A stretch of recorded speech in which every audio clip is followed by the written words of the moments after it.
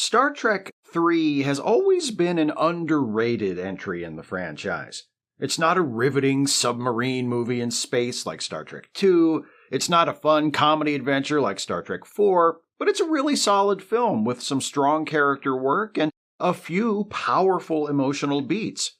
And it ends on a wonderful note of hope, renewal, and possibility. When you watch Star Trek III for the first time and you get to the end, you can't help but wonder what happens next. You find out what happens next in Star Trek IV, except Kirk tells us in his opening log entry that their Vulcan exile has now lasted 3 months. So, what have they been doing that whole time? Just kinda hanging out on Vulcan? The movie suggests that to be the case, but if you happened to be reading the Star Trek monthly comic book series being published by DC Comics at the time, you got a very different story. If you haven't read those comics, or you just don't remember, you're in luck, because I'm about to answer the question, what actually happened between Star Trek III and Star Trek IV? Now, I must confess, I've never been a huge fan of Star Trek comics, with some exceptions, of course. I've read quite a few of them over the years and enjoyed them, but there's something about Star Trek that, I don't know, just doesn't seem suited to comics. Star Trek was born on network television, and for better and for worse, it bears the stamp of its origins. It's usually talky and leans more on tension and suspense than on the sort of highly visual action that tends to work better in comics.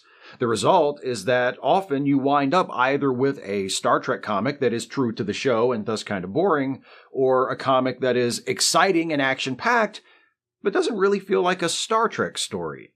This isn't a problem for every story or for every reader, and it sure hasn't stopped publishers from printing Star Trek comics. For 12 years, from the mid-1980s to the mid-1990s, the license to publish comic books based on Star Trek was held by DC Comics. The first issue of DC's monthly Star Trek comic, titled simply Star Trek, was published with a cover date of February 1984. The story picks up shortly after the events of Star Trek II: The Wrath of Khan, and follows the adventures of Admiral Kirk and company after Kirk is reinstated as the captain of the Enterprise following the death of Spock. After 8 issues, DC published a comic book adaptation of Star Trek III: The Search for Spock, and then, beginning with issue 9, the monthly series resumed with stories set after Star Trek III. Spock had been brought back from the dead, the Enterprise had been destroyed, and Kirk and his crew were considered criminals by the Federation for stealing it and violating the quarantine around the Genesis planet. Where does the writer of a monthly comic book go from there? Fortunately, Mike W. Barr, writer of the Star Trek Monthly, had an idea. First things first, so Spock is alive at the end of Star Trek III. The creative team on the comic is like, awesome, we've got a monthly book to get out. He's probably fine, so get back in uniform, Captain Lazarus. Actually, that could be confusing because there is a character from a Star Trek episode named Lazarus. Who's someone else famous for coming back from the dead? Hey, yeah, no Star Trek characters with that name. Plus, he and Spock have some things in common. Their deaths were acts of sacrifice to save others, supposedly. They were both regarded as wise. They were both teachers. They were both nonviolent until they decided not to be. They both had that one asshole friend. I see no issues with this comparison whatsoever. Get back in uniform, Captain Jesus! Actually, it's not quite that simple. In the comics, post-resurrection Spock does take some time to recuperate. While Spock continues to heal, Kirk and the rest of the crew, McCoy, Scotty, Uhura, Sulu, Chekhov, and Savick, board their commandeered Klingon bird of prey and take off from Vulcan for Space Station Regula 1, where Carol Marcus is still working. Kirk informs Carol of the death of their son, David, and they hold a memorial service for David in the Genesis cave beneath the surface of the Regula planetoid. The rest of the crew takes up temporary residence aboard the space station, and they ponder their uncertain future. It's a slow-paced, introspective, character-driven issue, and I like it a lot, actually. In the movies and on TV, we almost never get stories like this, set between big adventures where we watch our heroes taking some time to recover, pick up the pieces, and prepare for what's coming next. In this case, what's coming next is an invasion. Issue 9 ends with an abrupt, deliberately confusing cut to the Enterprise, commanded by Kirk, with Spock once again among the crew, approaching Regula. Kirk hails Dr. Marcus, and they have a tense exchange on the view screen before Kirk orders Sulu to fire phasers, destroying the station and everyone aboard it. The last page of the issue reveals what we probably suspected from the beginning of this scene. We're now in the Mirror Universe, and Mirror Kirk is preparing to take his ship into the Prime Universe with conquest on his mind. The Mirror Universe story arc, titled New Frontiers, written by Mike W. Barr with art by Tom Sutton and Ricardo Villagran, lasts for 8 issues. It's a clever way to rearrange the pieces from where they were left at the end of Star Trek III to positions more suited for a monthly comic series. The Mirror Enterprise crosses over into the Prime Universe. Meanwhile, Captain Styles and the Excelsior arrive at Regula 1 to pick up Kirk and his crew and take them back to Earth to face the music. Before that can happen, the Mirror Enterprise shows up, and thanks to the overconfidence of Captain Styles, Mirror Kirk and his crew are able to capture the Excelsior. They scan Excelsior's databanks and learn about the Genesis device, and because they're early 80s Star Trek villains, they immediately make obtaining it their main goal. Reasoning that their best bet at recreating the Genesis device is to study Spock Prime, whose body was rejuvenated by the Genesis effect, Mirror Spock takes the bird of prey and flies to Vulcan to find his other self. While Mirror Spock is gone, Kirk and the rest of the captured Prime crew stage a revolt and commandeer the Mirror Enterprise. A chase ensues with Mirror Kirk in command of the Excelsior and Kirk Prime in charge of the Mirror Enterprise. Arriving on Vulcan, Mirror Spock mind melds with his ailing counterpart. The mind meld quickly turns into a life-and-death struggle between the two Spocks, and it ends with Spock Prime restored to full health and Mirror Spock freed from his hatred and other villainous qualities. When Kirk disobeys orders from Starfleet and takes the Excelsior into the Mirror Universe to head off a coming invasion, Spock Prime and Mirror Spock follow in the bird of prey. Because 2 Spocks are better than 1. 2 Kirks and you've got problems, but 2 Spocks? You get yourself 2 Spocks, and, as my kindergarten teacher used to say, now you're shitting in tall cotton. She taught us so much. Anyway, over the course of the New Frontiers story, Kirk and the rest of the Prime crew, along with Mirror Spock, meet up with a group of resistance fighters led by the mirror version of Kirk's son David, and they eventually forge an alliance between the Resistance and the Klingons and the Romulans to carry the fight to the Empire. Mirror Spock joins up with Mirror David and his Resistance fleet, and our heroes return to the Prime Universe, where they are immediately arrested by Captain Styles. Again. But before he and his crew can be escorted back to Earth in irons, Kirk has Uhura broadcast a copy of the mission logs of their recent adventure, so that the entire Federation soon learns of what just happened, namely that Kirk and his crew prevented an invasion from the Mirror Universe. This infuriates Starfleet Command. Kirk, Spock, and McCoy meet with an admiral who accuses Kirk of grandstanding and playing to public sentiment in order to avoid being punished for his crimes. Kirk counters that all he ever wanted was to be the captain of a ship, and that if the admiral wants him out of his hair, all the admiral has to do is give him command of a ship. So the admiral does. He makes Kirk commander of the Excelsior, and he allows him to keep his crew, except for Spock, that is, who is being given command of his own ship, the science vessel USS Surak. As New Frontiers concludes, Kirk and Spock, captains of their respective ships, fly off to new adventures. Over the next year and a half, the Star Trek Monthly title chronicled those adventures, usually sticking with Kirk's Excelsior, but dropping in on Spock and the crew of the Surak a couple of times as well. As would eventually become common practice for Star Trek TV series, there were stories in the comic that centered on members of the supporting cast, rather than focusing exclusively on Kirk. There were stories about Scotty, and Uhura, and Sulu, and one about Chekhov written by Walter Koenig himself.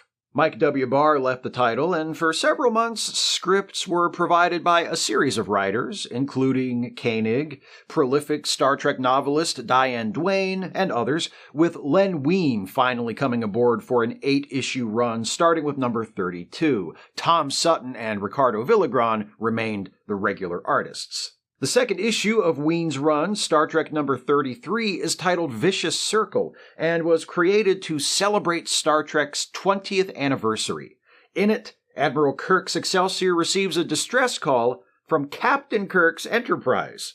It turns out that the Enterprise is from the end of the original series episode Tomorrow is Yesterday, the one where the ship is flung back in time to 20th century Earth. Attempting to return to their own time, the crew of the Enterprise overshoots the mark by about 20 years and winds up facing Admiral Kirk's Excelsior. Eventually, both ships fly to the planet of the Guardian of Forever and use its time portal mojo to put the TOS-era Enterprise back where it belongs, with neither crew retaining any memory of their encounter with each other. It's a fun idea, though there's really not much to it. Most of the issue is spent with the characters from both ships figuring out exactly what's going on, and then having a series of interactions with their counterparts that range from playful to bittersweet to kinda tense. Then, at the end of the issue, with everyone back where they're supposed to be, the Excelsior receives another distress call, only this time, it's not from the Enterprise of the past, it's from the Surak of right now. Spock is in trouble. And that's the cue to let us know that the fun is over. For the characters. For us in the audience, it's just getting started because, see, by this time, the movie Star Trek IV: The Voyage Home had come out, and, as had been the case with Star Trek III, DC was going to publish a comic book adaptation. But as you might have noticed, the heroes of Star Trek are, at this point in the comic book, in very different places than we find them at the beginning of Star Trek IV. Admiral Kirk, McCoy, Scotty, Uhura, Sulu, and Chekhov are reinstated and serving aboard the Excelsior along with Saavik. Spock is fully recovered from his resurrection on the Genesis planet, back in uniform and in command of his own ship. How in the hell was that ever going to match up with Star Trek IV? O ye of little faith. Never underestimate the ingenuity of a comic book writer charged with fixing a massive continuity error. Len Wein, one of the all-time greats, had this in the bag. He knew just how to fix it, and he only needed 3 issues to do it. At the start of this 3-part story, titled The Doomsday Bug, which runs through issues 34, 35, and 36, Kirk and the crew of the Excelsior rush in to answer that distress call from the Surak. But when they reach the ship, they get another message warning them to stay away. Also, Sulu notices that the Surak is on a course that will take it straight into a star. After figuring out a way through the Surak's shields, an away team beams over in spacesuits to protect against any contagion that might be present, and gains control of the ship, stopping it from flying into the star with a whole 12 seconds to spare. Nice job, folks! The Surak's crew is dead. All of them. Well, almost all of them. The away team finds Spock, who is alive and muttering deliriously about how the Surak must be destroyed or the universe is doomed. McCoy speculates that Spock's unique Vulcan-human hybrid physiology allowed him to survive somehow, but has no idea what they're dealing with. So Kirk heads to the Surak's bridge to get some answers from Spock's captain's log. According to the log, the Surak responded to a distress call from a freighter, found the freighter unresponsive when they arrived, so Spock, who had suddenly come down with a case of plot-borne dipshittery, led an away team over to the ship. They found the entire crew, all of whom were Tellarites, dead, with only one survivor, an Andorian. They beam the Andorian back aboard the Surak, apparently with no quarantine measures in place, because, again, for the purposes of this story, Spock is a dipshit, but Dr. McBird can't figure out what's wrong with him. Spock is about to have a bunch of the dead Tellarites beamed aboard, great idea, Spock, when the freighter suddenly explodes. Then Spock's crew starts dropping dead.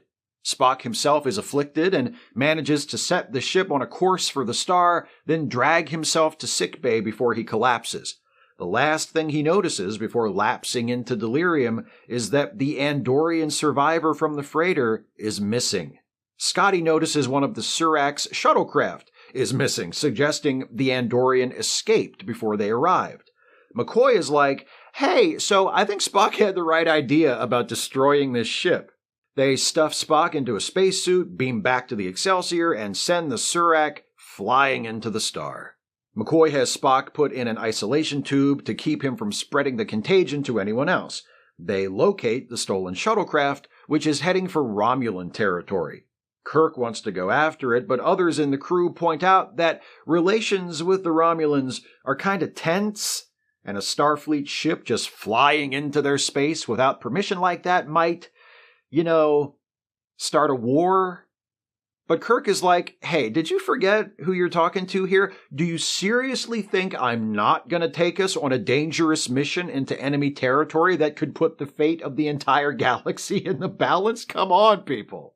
So Kirk orders the Excelsior into Romulan space, and they are immediately attacked by a fleet of Romulan ships, commanded by this giant, pissed-off Romulan head who is like, this means war!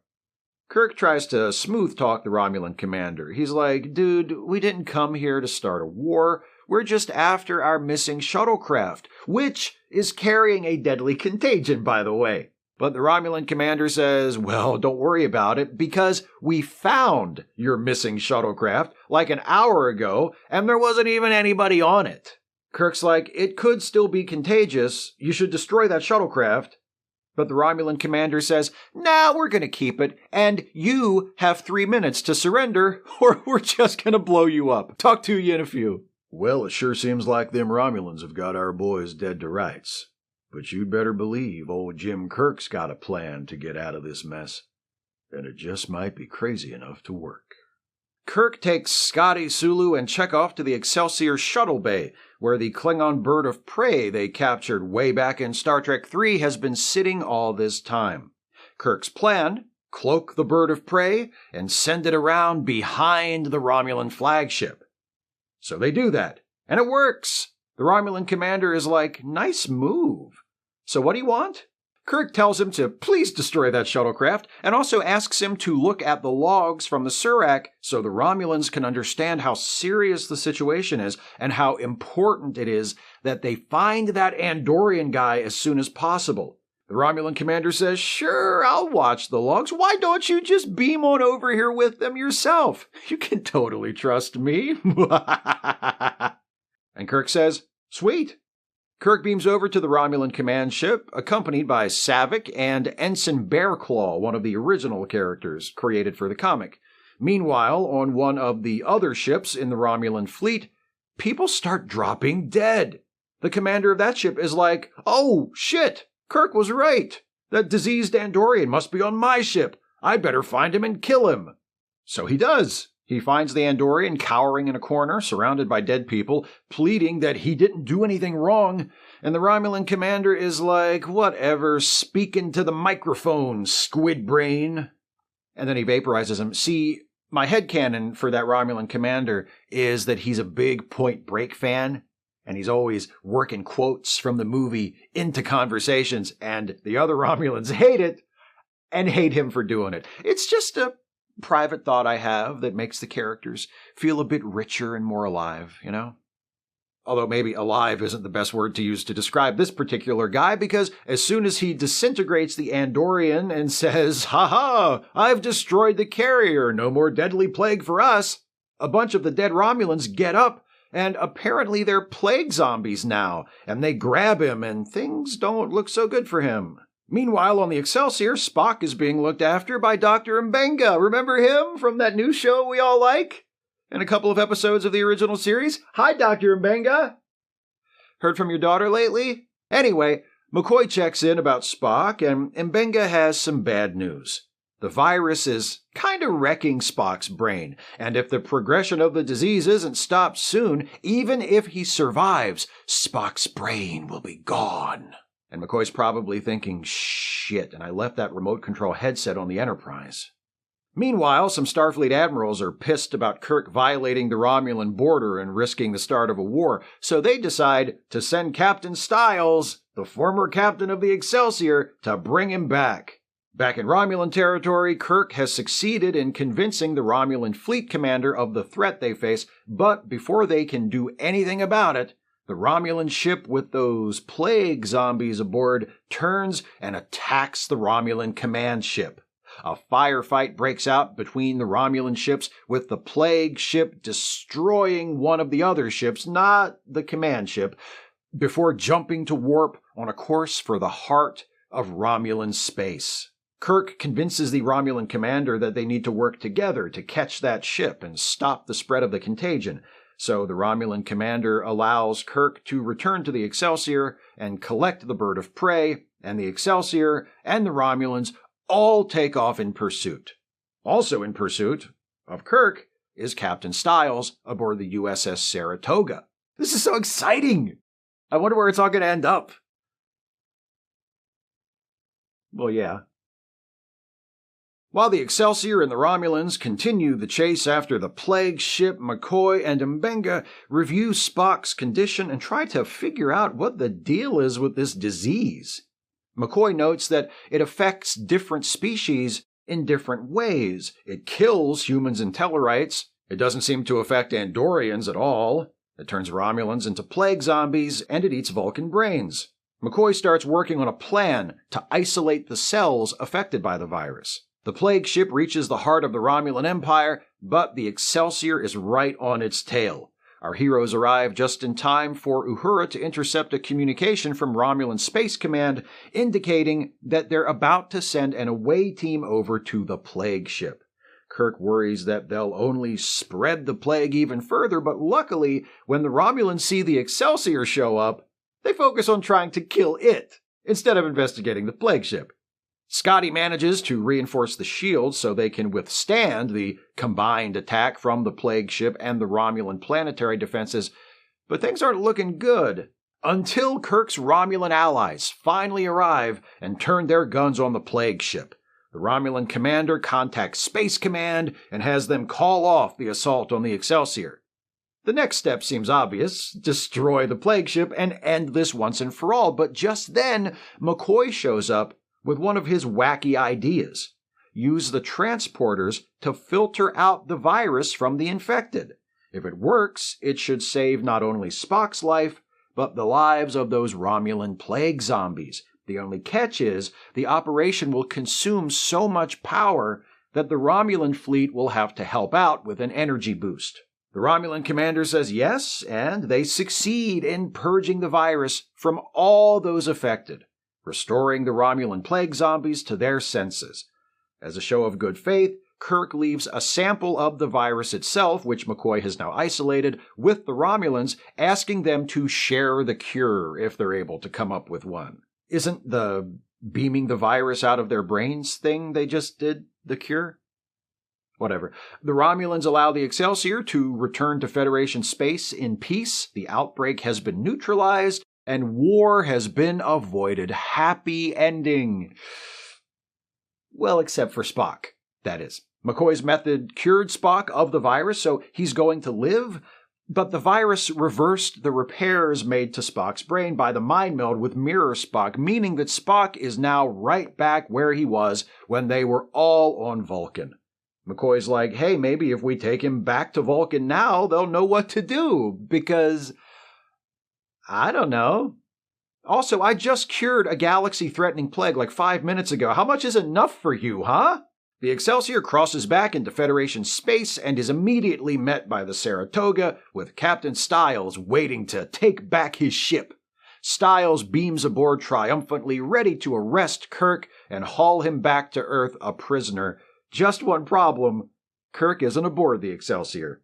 It turns out, before the ship rendezvoused with the Saratoga, Kirk, McCoy, Scotty, Uhura, Sulu, and Chekhov took Spock aboard the captured bird of prey and left for Vulcan, since Kirk feared any delay in getting Spock to Vulcan would threaten his recovery. The story ends with Kirk and company once again on Vulcan, waiting for news of Spock's recovery, hoping for the best, and in the final panels, we see Dr. McCoy, paintbrush in hand, christening their bird of prey with its new name, HMS Bounty. And there you have it! That's how the Star Trek comics flew off in a completely different direction after Star Trek III, and yet were somehow able to bring everything back to where it started so that their story would match up with Star Trek IV. It's not completely seamless. You may recall that in Star Trek IV, when Kirk and crew face the Federation Council at the end, they are specifically charged with the theft and destruction of the Enterprise, charges which in the comics, they were already absolved of when Kirk was given command of the Excelsior. The Star Trek IV comic adaptation smooths this out by simply keeping the charges read out in that scene vague. The crew is charged with theft, sabotage, and willful destruction, but of what? Who can say? All in all, one of the best examples of a writer writing themselves out of a corner that I can think of. It's basically a retcon without a retcon, a way of hitting the reset button without having to undo any of the stories that led up to it. Len Wein doesn't erase anything that happens in the comics between Star Trek III and Star Trek IV. He just finds a way to turn those stories into a lengthy detour. In the movies, the route from the end of Star Trek III to the beginning of Star Trek IV is a point A to point B kind of thing. In the comics, it's more like point A to point DD or AD, depending on your preferred listing format. Not really important. What is important is that both routes end up at the same destination. If anything, the longer route in the comics is more impressive because they didn't even know what the destination was supposed to be until 3 stops before it. The DC Star Trek series continued for several more years, chronicling the adventures of Kirk and crew aboard the Enterprise A, which they receive at the end of Star Trek IV, and occasionally diving back into the TOS era for some untold tales from the 5-year mission. When Star Trek V came around in 1989, there was no major course correction needed in order for the comics to line up with the movies. DC had abruptly ceased publication of the Star Trek Monthly the year before, so after the movie came out, the company just started the comic up again with a new #1 issue, once again following the classic Trek cast aboard the Enterprise A. And a couple of years later, when Star Trek VI, the film depicting the final adventure of that classic crew, came out, the monthly Star Trek comic dealt with that by simply ignoring it. Oh, DC did publish a comic book adaptation of Star Trek VI, but the monthly Star Trek comic continued publishing new issues for another 4 years, and the events of the comic just never seemed to quite catch up to Star Trek VI. I like that. It feels appropriate, given the ending of Star Trek VI, where Captain Kirk issues his final order to set course for the second star to the right and straight on till morning. For us in the real world, the interval between Star Trek V and Star Trek VI was about 2 years, and by then, it was clearly time for the original cast to ride off into the sunset. They'd played their characters for 25 years, and they'd come to the end of the road. But in comics, 2 years, 25 years, it doesn't matter. Characters don't grow old with the actors that play them. They don't have to age at all.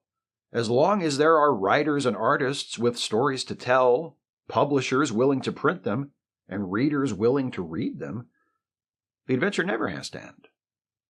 And our heroes can live forever. Maybe Star Trek is suited to comics after all.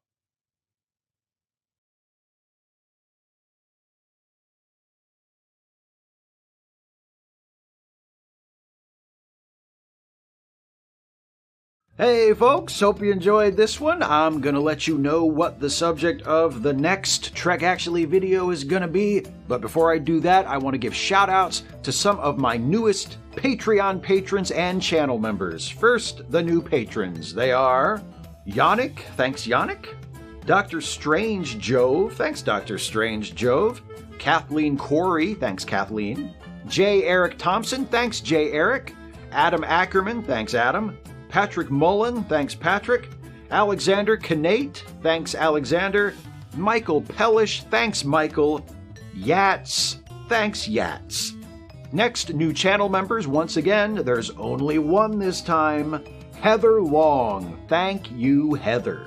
Those are the newest Patreon patrons to pledge $5 a month or more, and the newest channel members to join at the $5 a month tier or higher. If you want to support this channel, you can do so by going to patreon.com/Steve Shives or clicking the join button to become a member of this channel. All patrons and members get access to exclusive posts that allow you to vote in the polls that determine upcoming Trek Actually topics, and also submit questions ahead of time for my twice monthly Ask Away live streams.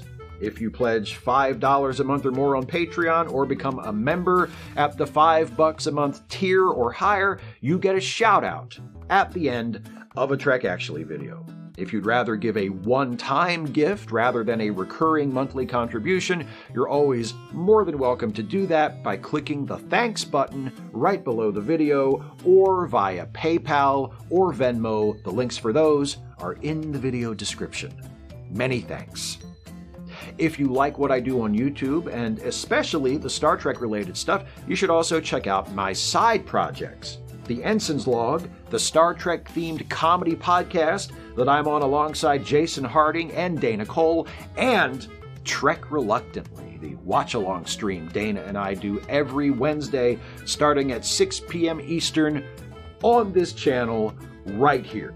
As always, links in the description. And now, to next month's regulation Trek Actually topic. We're going to take a look at a particular place within the Star Trek franchise, a place that has become one of Star Trek's more frequently visited locations.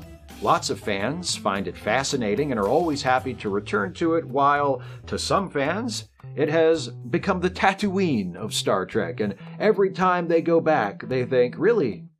This place again? I'm talking about that land of agony booths and morally indicative facial hair, the Mirror Universe. Next month, we seek to answer the question, is Star Trek's Mirror Universe actually worth revisiting? That's going to be a good one. See you then. Thanks for watching, and take care, everybody.